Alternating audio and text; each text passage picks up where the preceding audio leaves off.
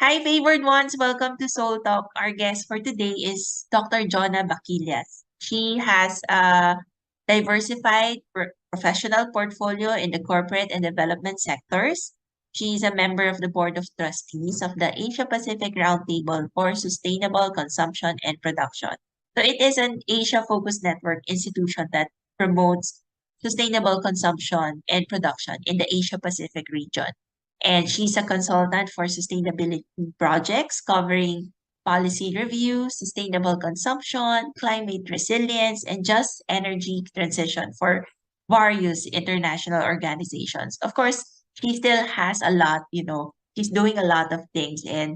But then Doc Jonna is, I would say, she's one of the few students from the doctoral who's actually graduating soon.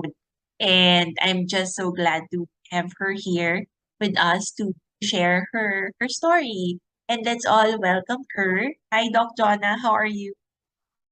Thank you. Thank you very much for that comprehensive introduction. I'm doing quite well. Thank you. How are you?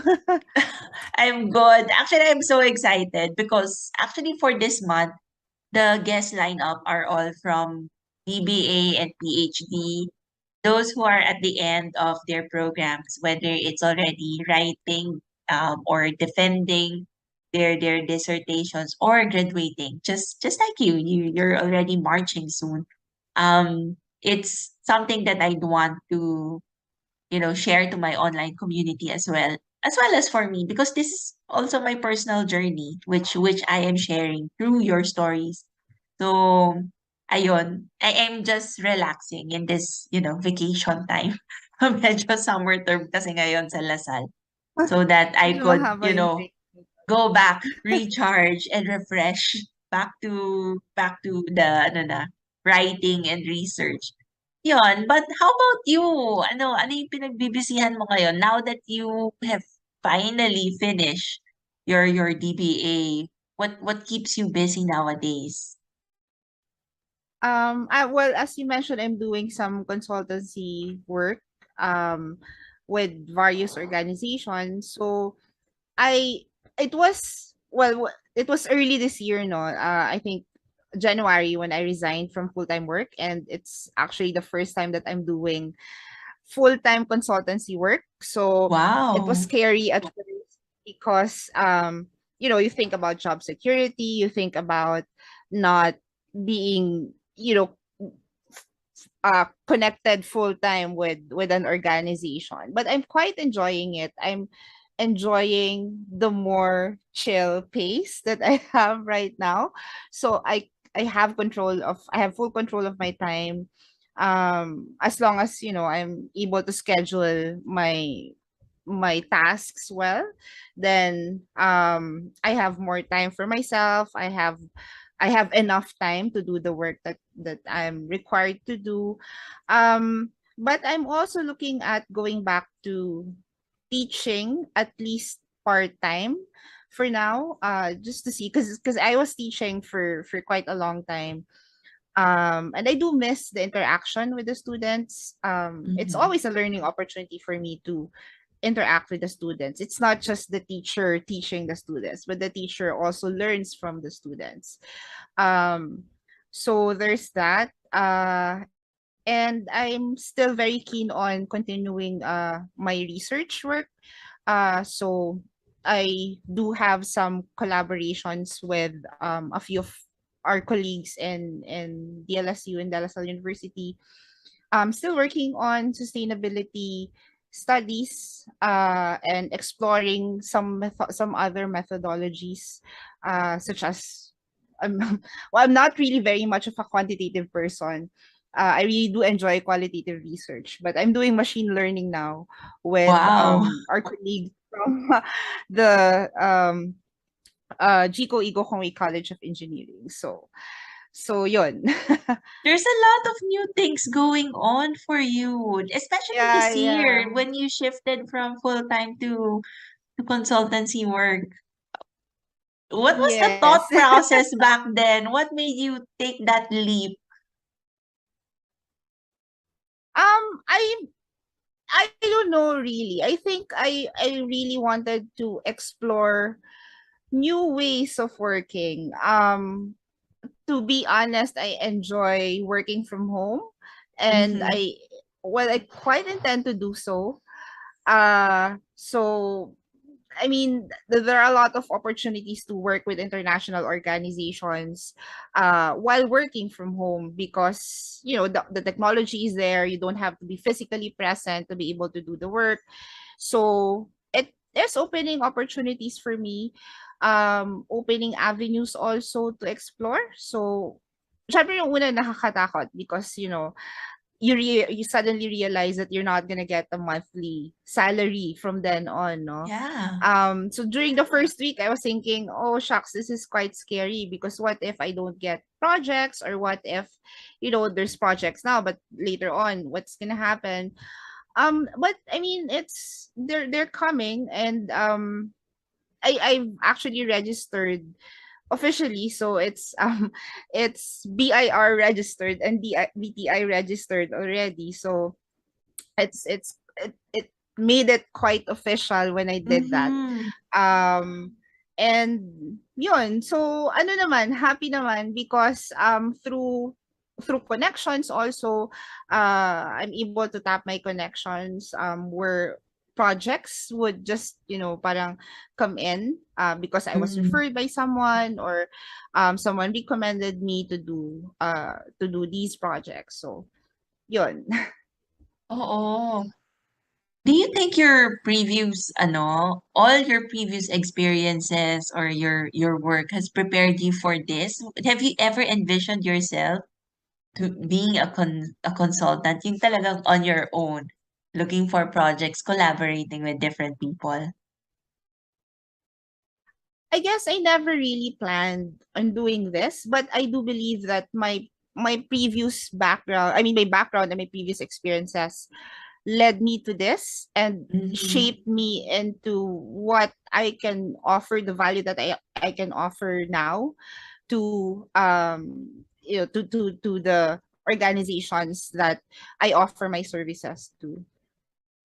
Pero ang ganda, ang galing ng the way God, move throughout your life. And it's just falling into place. It just happens. And Yeah. you're there, you saw the opportunity and you just, took it. That's beautifully, that's really brave, really, really brave. Especially after we have experienced a pandemic. It's very refreshing to hear stories like that wherein, ano, iwan mo na ang comfort zone and then this is the next one. So even if it's scary, just go. That's Right. beautiful. I really admire that. Would you say that this is Thank your you. vocation? Sorry. Would you say that this is your vocation? Being a consultant, teaching, um, creating knowledge. Nandun kasi yung work di ba? Yeah, Development yeah, and yeah. then, Oh. helping. Tapos around sustainability pa, would you say that it's part of your vocation as well? Yeah, I would think so. I mean, I believe that whatever you do in your life is actually your vocation. You may change your pathways along the way, but whatever you're doing at a certain moment, it's what you're passionate about, and therefore that becomes your vocation at a certain moment. Um my advocacy really is on sustainability. I mean, even before I started my doctoral studies, I think. So it kind of just naturally fed into what I chose to do in my research work when I started doing research for DBA. Kasi 'di ba, every course that we take, every subject, may mga ano Yeah. tayo, may mga May output yan eh, research we output. have to submit a paper. And Mhm. it was actually I don't know if I'm sure you know Dr. Brian Gozun. Yes, yes. So before, he was the dean of RVRCOB for a long time, and before he passed away, actually during the pandemic, we became really close because we were neighbors during the pandemic. So we were kind of the support system of each other, being neighbors. Our buildings, our condo buildings were in the same area. And early on, as the dean of RVRCOB, when I had a meeting with him, I was really like very early into my DBA and I didn't know what I was doing. Um, he told me that, if you want to focus on sustainability, then so be it. And he told me, and I still remember it to this day, kapag usapang sustainability, kailangan ikaw yung unang maalala ng mga tao. So I kind of hung on that. I guess it kind of stuck with me. And since then, that was January 2018, I started focusing really just on sustainability. So whether it's on consumer behavior, but still on sustainability, whether it's on management or governance, but still within the sustainability area. So that I kind of built my work around sustainability because it's really my advocacy. And it's what I'm focusing also now in my Mm-hmm. consultancy work. So whatever I did back then as a doctoral student is actually helping me with what I do with my work now. Wow, that's ang galing niyan. Ang ganda ng pagkasabi mo. I hope I hope some of my classmates who are new in the program would also hear this so that the work that they do right from the start is already very, very strategic and would help them long term. It Yes. builds up I kasi, no? think Tama ba yun? Yeah, yes, yes. it I think does. that's important na at the parang at the start you already know what you want to focus on kasi you're Mm-hmm. actually building the knowledge already so that when you do your dissertation you're not starting from scratch. You're not, I mean, your literature review, for example, because you know so many things about the topic, you can be creative already in terms of the topics that you want to explore kasi ano na alam mo na siya 'di ba? I mean, Mm-mm. uh meron ka ng overarching knowledge about the area. So you can hyper-focus on a smaller area or really enrich your knowledge on that parang big spectrum of various ideas on that particular topic. So I think it's really important that at the onset, you already have a topic in mind and you really focus on that in all the parang outputs that you do for all your courseworks. Yeah, actually yan yung mali ko kasi I also went in for the wrong reasons. So I wasn't aware of what my area of interests were. But this is really good that you have brought it up. There's a lot of things going on. I know that DBA it's already done, 'di ba? But the work is still continuous. I mean, the research, um the consultancy continues connected pa rin siya sa research. And I am aware that research can be very tiring. How do you get your energy to do these things and, organize your life in such a way that you can still create research? I'm I'm probably one of the few people who actually enjoy research. Who enjoy punishing myself with reading, lots of literature about a topic. I really Mhm, enjoy research. I mean, bef- I think because before I enrolled in a doctorate program, I was already writing. I was already a writer, but not professionally. I mean, I mhm, all my life I remember even as a kid I would write because I really enjoy writing. So in a way, uh that probably in a way that fed into the research work that I'm doing. Although of course I was used to creative writing. So of course academic writing is very different, no, but I took it as a challenge, especially because if si Dr. Raymond Habaradas, if naging professor mo, no, he's yeah, very I can, meticulous. he is. He's very meticulous. Some students actually, parang don't want him to be a professor kasi yun nga super meticulous, no, but I love that in him, yung being Mhm, meticulous and really not stopping at not being satisfied with mediocre output. So mhm, I always say this kasi he really really pushed me beyond my limits. I always say that because I really believe that. I always thought hanggang dito lang ako. And then eventually, I didn't even realize na may kaya pa pala. So yeah, so yung ganun niya na pagiging meticuloso, Mm. I really liked it because I think at first my writing style was still on the creative side, no? Even if I was trying to tone it down at first. And then he was really very helpful with, pointing out what's specifically what I should be doing and what I should be changing in my writing style. And it worked for me. And he was also the one who, I guess, parang uh because I really enjoy doing qualitative research, and ganun din siya. We've worked on a couple of papers as co-authors, and I learned a lot from that experience. And so yun. So going back to your question, I actually enjoy doing research. I remember when I was still working full time. So of course it's a 9 to 5 job, 9 to 6 Yeah. job. So Oo. after the work ends, I actually Mm. look forward to working in the evening, which is what I devote to working on research.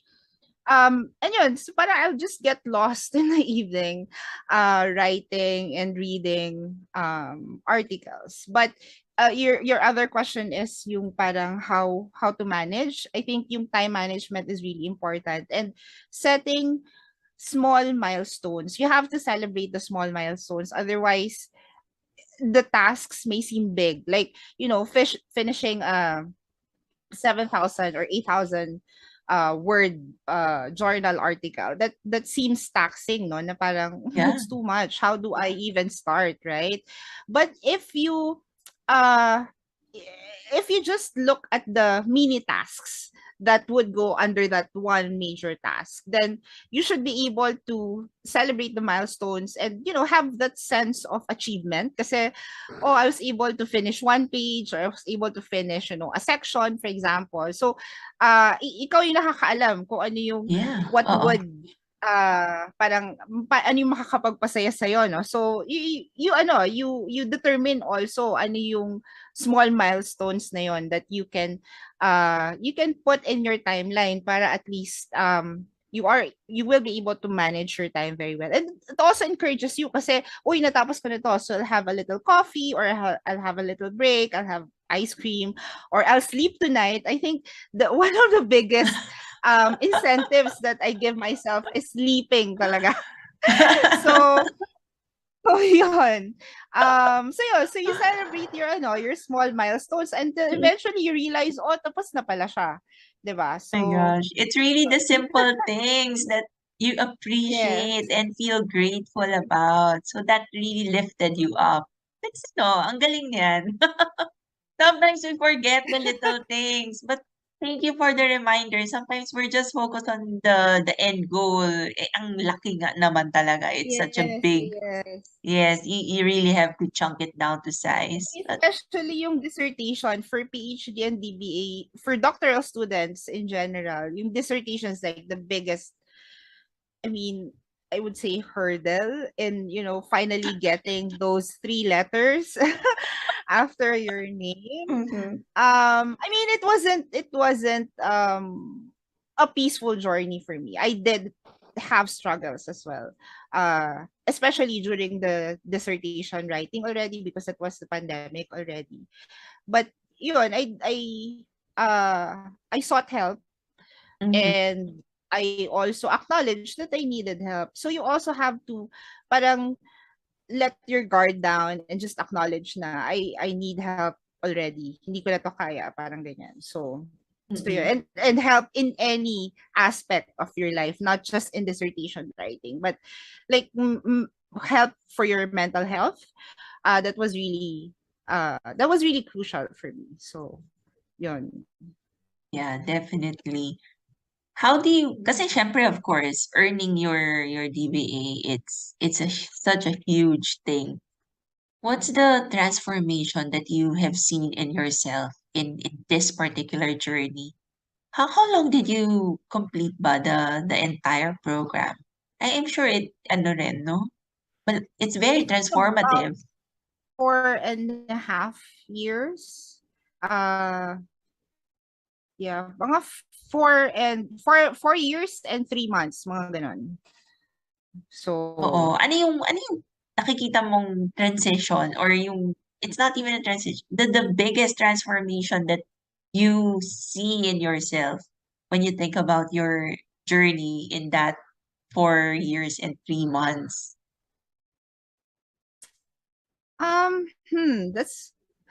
that's a hard question. I'm sure sobrang laki ng change rin, no?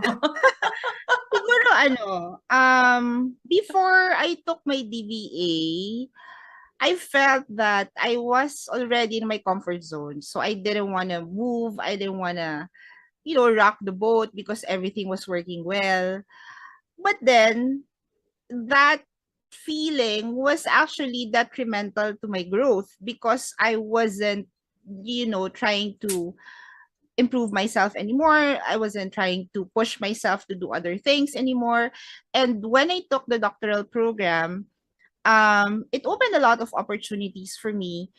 And I was glad that I was offered those opportunities while I was doing my doctoral studies. I was able to work on various things. I was able to explore so many things while doing my doctoral studies. So in a way, it was that act of getting out of my comfort zone uh was really the best part, I guess, of it, because yun nga, I've had a lot of opportunities, and more are still coming in. It really, I said, it opened a world of possibilities for me. Um so so I was really happy with that. Other than, leaving the comfort zone, what's another important lesson that you have learned in this journey? And where do you see yourself going, from this point on? Um, Another realization actually is that, I don't know, this is probably more on the idealism side, but we've Mhm.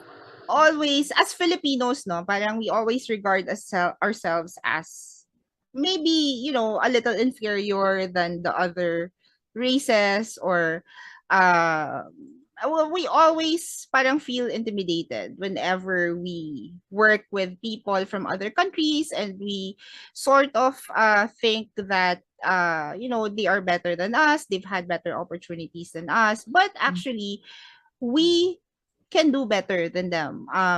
We have the skills, we have good education, especially if you're coming from the LSU, no.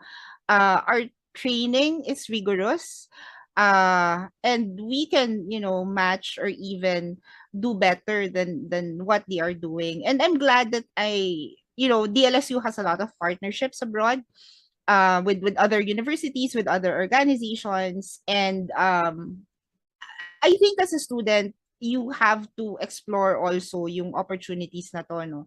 And see for yourself um we're actually at par with other researchers, for example, or other people in the same field.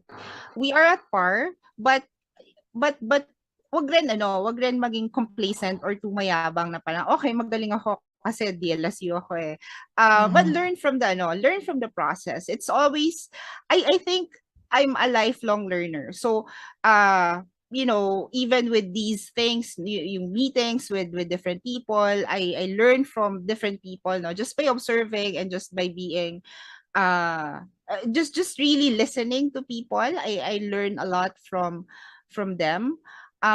So yun, so as Filipinos, we should be proud of what we can do and what we can offer to the world. So that parang let's stop with the thinking na pang Pilipinas lang tayo. We are world class, so we can, step out of our little comfort zone, which is our country, and show to the world that we can also be good at what we're doing. I definitely agree with that.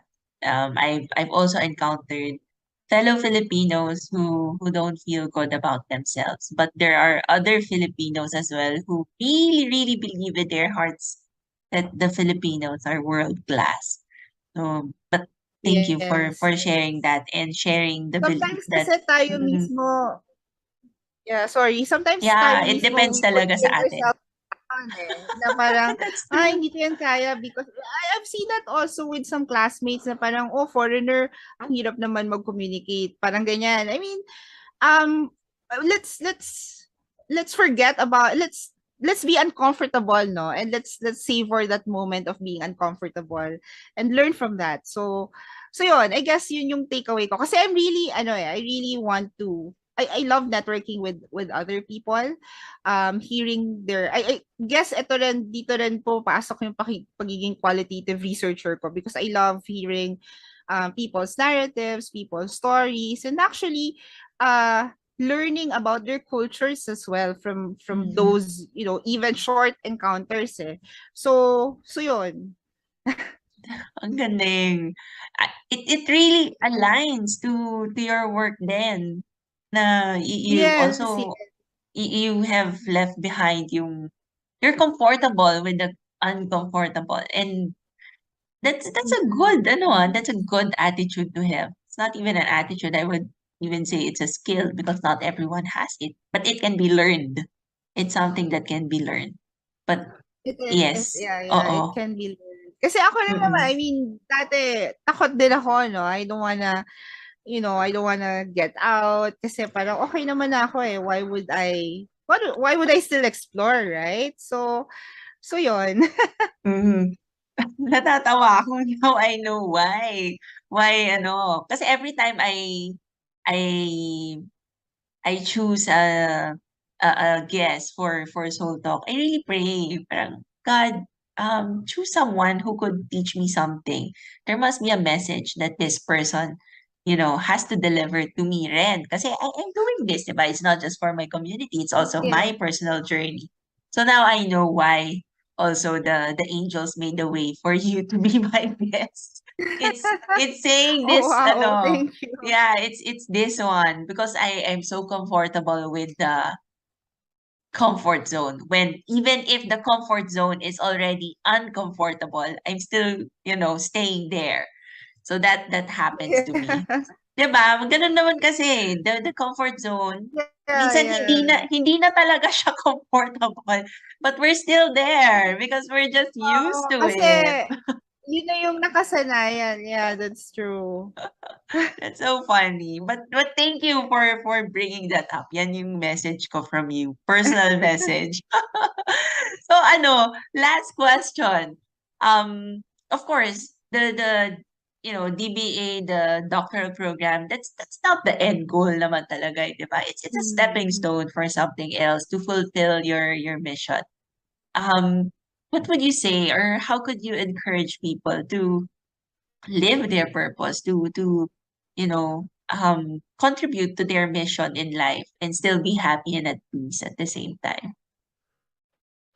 I think it's important that you know what you want, what you're passionate about, or you know what you want to work on. So it can be, I mean, yung animal welfare advocacy, I still put that into my work as well sometimes. Wow, So that's talaga? very personal. But I didn't yeah, know.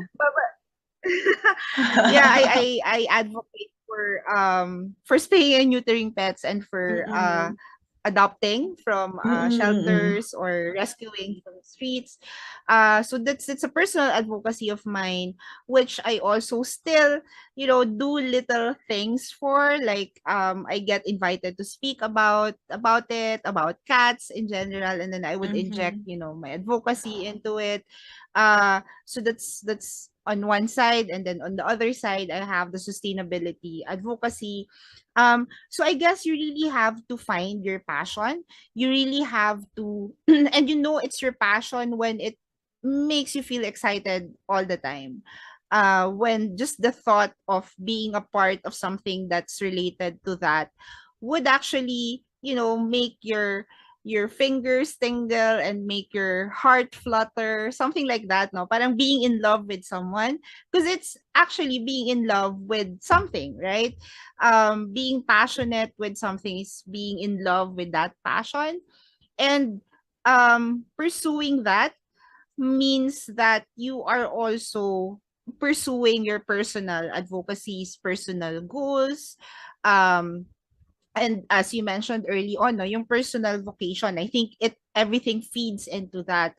I also believe that you have to find, a balance. Well, I don't know, no. Right now I'm looking into work life integration versus work life balance. Mm-hmm. So yung what they're saying is that the work life balance is, it's like Half-half, if parang you ganun, look or at the middle. yung scale ng justice, no? So parang everything has to be parang equal for it to Mm-hmm. work, no? So but what I'm currently doing right now, with the consultancy work, I realize it's actually about work life integration. So I integrate those two and make it work.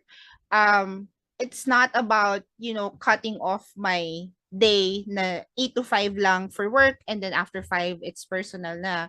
It's not about that because, I do have chores that I have to do Mm-hmm. middle of the day, for example. So it's integrated into my day, and my work is also integrated into my day. But I think the balance part of it comes into the picture when you know that you're not burning yourself out. You know that you're not over integrating your work into your personal life. So meaning baka naman from 8 a.m. hanggang 10 p.m. puro trabaho lang and nothing else, no? Um so yun. So I think that's important as well. I don't know if I'm coming from a privileged standpoint, because I don't think I would be able to do this when I was younger and when I Mm-hmm. had less experiences. And I do acknowledge that maybe it is from a privileged standpoint already, that because of my background and because of my experiences I am able to do this already. But I guess for others it could be the goal, Mm-hmm. that you can aspire for, something like that. When it comes to yung long-term plans ko, no, I really don't know at this point. I actually had a job interview this morning for a full-time position. But I do found myself saying that I have to be honest. I really don't know if Mm-hmm. this is what I want currently, because I'm still very early with the yung consultancy work that I'm doing. Mm-hmm. I s- it to me it looks promising. I don't know how it will grow. If later on it will be really a full blown consulting agency, and that I will be able to employ people. That's of course one of my goals. But in terms of putting it as a vision, it's just there. It's not clear yet. I Yes. I'm still considering, full-time work either Mm-hmm. in the development sector or the academe. So, hindi ko pa talaga alam at this point, but I do Mm-mm. have my priorities and I do have my asks. So, alam ko na kung ano yung gusto ko. And I need to consider those so that I can keep my, this stage na I'm really parang chill and happy with what I'm doing. Mm-mm. So, Mm-mm. That's ano, ang ganda nun. Pero, well, di naman siya coming from a privileged point of view. You have earned it. Definitely, you have earned it. Marami ka rin naman pinagdaanan. Hindi naman siya like binigay sa'yo on a, silver platter or a golden, silver platter. Yeah, it's you definitely have earned it. And of course, in the course of all of the experiences that you have gone through, definitely you would have really prioritize yung work-life integration. I guess that's also one of the reasons why you chose to leave full-time work. And, ako, when you said you have that interview sa full-time, I can understand because I also have friends who went to freelancing, who went to consultancy on their own, and eventually they were getting hired because they're so good. So, kahit na meron silang on the side na consultancy, they're still being hired to go full time. So, it happens, and God will just open up doors for you, and it's up to you to say yes to those or no. But all those things will just align, and you would find yourself in a really happy space. And thank you for sharing about your advocacy. I know a lot of people as well who are in the um TNVR and adopt or rescue yung mga ganyan. So I am grateful for your time and everything that you have shared, opening up all these things. I know it's also private, but I really appreciate this. Thank you so much. Thank All you right. also. Thank you for this opportunity. Mm-mm. Ano, I am just so happy to have you here. But of course, I enjoyed our conversation. this has come to an end. To of course, to the favored ones, I hope that you have also gained, value from our conversation. A lot of things in our life, the things that we choose, be it a doctoral program or whatever it is that you choose, it really has an impact in our journeys. And sometimes those choices that we make can shift our journey in some ways to the better, to the path where God wants you to be. So, um, that's it. I hope that everyone have a wonderful day and be blessed.